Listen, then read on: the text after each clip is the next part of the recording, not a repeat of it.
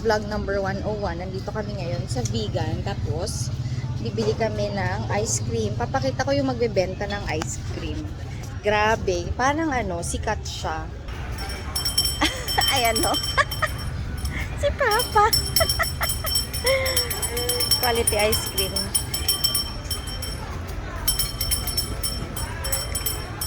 Diba? Ang ganda ng mag-ice cream.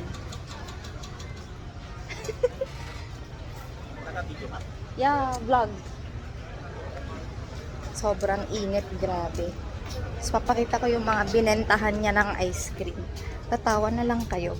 Akala mo, busog. Yung pala. There's Mama Tina. Potito Adrian busy playing the iPad. And my ever beautiful daughter. Pawis na siya. Yeah. Ice cream mode. Oh my God, ang dumi kasi ng cellphone ko pala. So,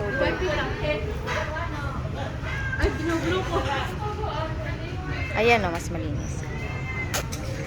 Kami sa vegan ngayon.